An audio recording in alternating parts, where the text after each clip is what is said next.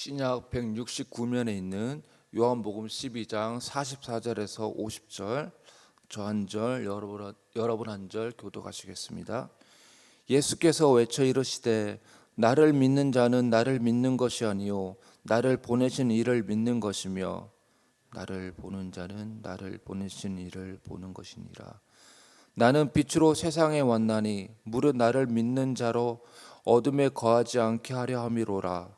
사람이 내 말을 듣고 지키지 아니할지라도 내가 그를 심판하지 아니하노라. 내가 온 것은 세상을 심판하려 함이 아니요 세상을 구원하려 함이로라. 나를 저버리고 내 말을 받지 아니하는 자를 심판할 이가 있으니 곧 내가 한 그 말이 마지막 날에 그를 심판하리라. 내가 내 자유로 말한 것이 아니요 나를 보내신 아버지께서 내가 말할 것과 이를 것을 친히 명령하여 주셨으니. 함께 읽겠습니다. 나는 그의 명령이 영생인 줄 아노라. 그러므로 내가 이르는 것은 내 아버지께서 내게 말씀하신 그대로니라 하시니라. 아멘.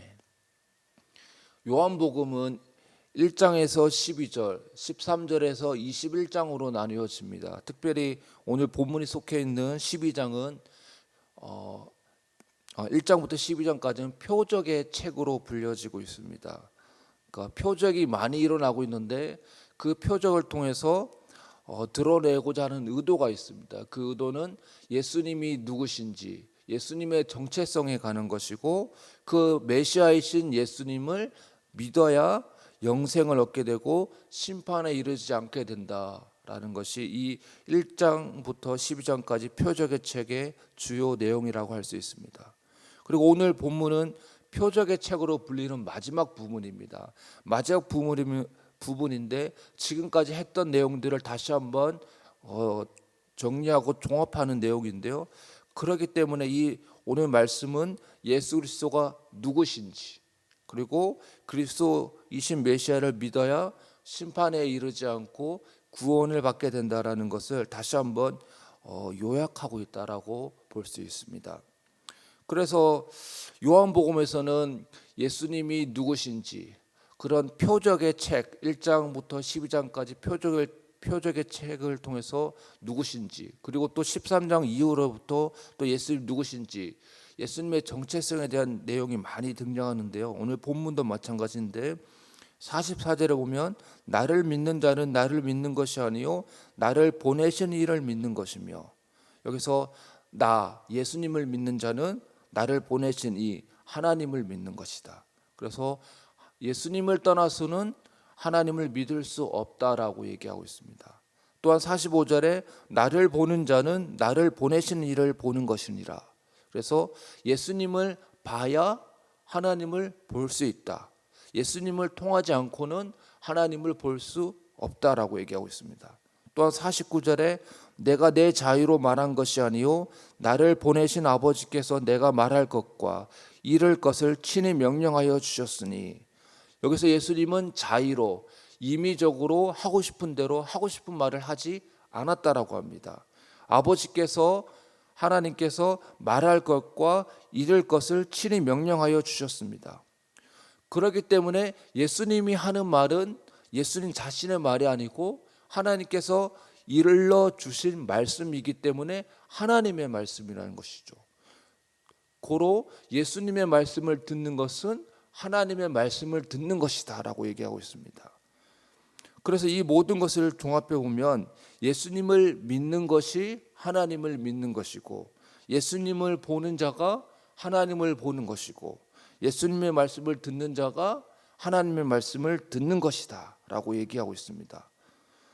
이 모든 것은 예수님과 하나님과의 친밀한 관계를 드러내고 있고, 예수님이 단순한 사람이요 인간이 아니라 하나님이라고, 그리고 메시아다라는 것을 증언하고 있습니다. 종교 지도자들은 예수님 당시에 예수님을 이렇게 말씀하시는 예수님을 대해서 신성 모독죄다라고 하면서 예수님을 못 박아 죽여야 된다라고 했습니다. 정말 예수님은 신성 모독자 아니면 예수님은 메시아입니까? 두 가지 중에 하나밖에 없을 것입니다.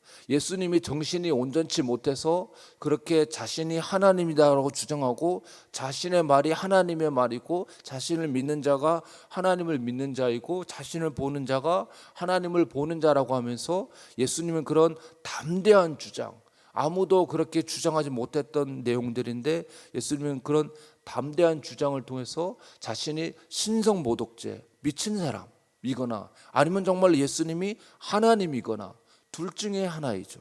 그러나 그 당시에 종교 지도자들은 예수님이 신성모독죄를 범하고 있다라고 했습니다. 물론 우리는 예수님이 메시아이다라는 것을 알게 되었습니다. 이 요한복음 말고 요한이 지었던 다른 서신에서도 이와 비슷한 말을 하고 있습니다. 요한일서 2장 23절인데요. 아들을 부인한 자에게는 또한 아버지가 없을 때 아들을 시인하는 자에게는 아버지도 있느니라. 여기서 아들이신 예수님을 부인하는 자는 아버지 하나님이 없고 아들이신 예수님을 시인하는 자는 아버지 하나님이 있다라고 합니다. 그래서 하나님이 있고 없고의 문제는 예수님을 시인하느냐 부인하느냐에 따라 달라집니다. 즉 내가 예수님을 영접하고 받아들이면 그 안에 하나님이 있고 내가 예수님을 부인하면 그 사람에게는 하나님도 없다라고 합니다. 이 모든 것을 종합해 보면 예수님이 하나님이시요 메시아이다라는 것을 우리는 충분히 유추할 수 있습니다. 이것이 예수님의 정체성입니다. 그렇다면 이러한 예수님의 정체성이 어떻다는 것입니까? 그리고 어떻게 하는 것이 우리의 정당한 반응입니까? 네, 결론적으로 말씀드리면 예수님이 하나님이시고 메시아이시니까 그런 예수님을 믿어야 된다. 그래야 마지막 날 심판에 이르지 않게 되고 영생을 누리게 된다라고 얘기하고 있습니다. 그래서 48절에 보면 마지막 날에 하나님의 심판이 있다고 합니다. 이러한 심판에서 벗어나려면 41절에서 말한 대로 심판이 아닌 세상을 구원하러 오신 예수님을 믿어야 한다는 것입니다. 하나님의 심판이 있는데 그 심판에서 벗어나는 유일한 길은 예수님을 믿어야 된다. 왜냐하면 예수님은 이 세상을 구원하러 오셨기 때문에. 그럼 우리는 예수님을 왜 믿어야 되느냐? 예수님의 정체성, 즉 예수님은 하나님이시고 메시아이기 때문에. 그래서 예수님을 통해 하나님을 보게 되고 예수님 말씀을 듣는 것이 하나님의 말씀을 듣는 것이고 예수님을 믿는 것이 하나님을 믿는 것이기 때문에. 그래서 마지막 날에 심판이 있을 것인데 그 심판에 이르지 않으려면 예수님을 믿어야 된다. 그래서 기회는 지금 현재 당장 그 예수님을 믿어야 마지막 날 심판에서 벗어날 수 있고 영생을 누릴 수 있게 된다. 이것이 1장부터 12장까지 표적의 책의 요약이라고 할 수 있습니다. 즉 예수님이 누구신지 그리고 그 예수님 메시아이신 예수님을 믿어 심판에 이르지 않고 영생을 얻어야 된다라고 하는 것입니다. 그러면 이 본문을 통해서 적용점은 무엇입니까? 첫 번째는 하나님이신 예수님을 믿게 하시니 감사합니다라는 적용점을 얻을 수 있습니다. 세상에 예수님을 믿지 않는 사람이 얼마나 많습니까? 또 믿고 싶어도 믿어지지 않아 힘들어하는 사람이 얼마나 많이 있습니까? 제가 대학교 때 대학교 후배가 있었는데 목사님 아들이었습니다. 이제 대학교가 그 부모님 목회지 집이랑 떨어져 있기 때문에 평일에는 자취 생활하고 주말에는 아버지가 계신 목사님이니까 또 본교회를 가고, 그런데 이제 교회 가면 이제 예배 드리고 또 목사님 아들이니까 튀는 행동하면 안 되고 그래서 거룩한 척 하면서 살아갔는데 평일에 오면 뭐 술 먹고 일반 사람들이 하는 모든 것을 다 하는 것입니다. 그래서 너는 왜 교회에서는 그렇게 생활하고 또 이렇게 평일에는 이렇게 아무렇게나 생활하니라는 거니까 그 친구 답변은 이랬습니다. 예수님이 안 믿어진다고. 그래서 자신의 아버지가 목사님이니까 교회에서도 그렇게 생활하면 안 되니까 아버지의 체면을 위해서 그렇게 하는 것이고, 평일에는 내가 아무도 없으니까 아버지도 없고 나를 아는 성도들도 없으니까 내 멋대로 내가 하고 싶은 대로 한다는 것이죠. 그런 행동을 왜 하냐 하니까 나는 교회에 다니고 있지만은 예수님이 믿어지지 않는다라는 거죠. 자기도 그런 이중적인 생활하는 게 괴로운 것이죠. 왜냐하면 믿어지지가 않는데 억지로 교회에서도 그렇게 억지로 믿는 척했는데 아무도 없는 곳에서도 또 믿어지지 않는 예수님을 믿는 척하는 게 얼마나 힘들겠습니까? 예수님을 믿는 것보다 어려운 게 없습니다. 내 힘으로 능력으로는 절대로 믿어지지 않는 것이 예수 믿는 것입니다. 반면에 예수님을 믿는 것보다 더 쉬운 게 없습니다. 왜냐하면 내 힘과 능력으로 믿는 것이 아니기 때문입니다. 믿음은 하나님의 선물입니다. 선물을 그냥 받기만 하면 됩니다. 그래서 너무 쉬운 것입니다. 또한 내 힘과 능력으로 절대적으로 믿어지지 않기 때문에 예수님을 믿는 것보다 더 어려운 일은 없습니다. 어떤 날 아침에 일어났을 때 그냥 일어나자마자 예수님이 정말 믿어진다, 이렇게 어느 날 이렇게 갑자기 이렇게 믿어질 때가 있습니다. 그러면서 예수님을 믿는 게 정말 감사하다라는 생각이 들 때가 있습니다. 여러분들도 어느 날 갑자기 순간 문득 예수님 정말 믿어주는구나 라고 느껴질 때가 있을 것입니다. 그것은 여러분들에게 하나님의 선물, 믿음을 은혜로 선물로 주셨기 때문입니다. 그래서 우리는 이 메시아이신 예수님, 하나님이신 예수님을 우리가 믿게 하시니 감사하다라는 것을 이렇게 기도했으면 좋겠고요. 또한 두 번째 적용점은 하나님이신 예수님을 거절하고 믿지 않는 자들이 많이 있습니다. 우리 가족일 수도 있고 우리 이웃일 수도 있고 우리의 직장 동료일 수도 있습니다.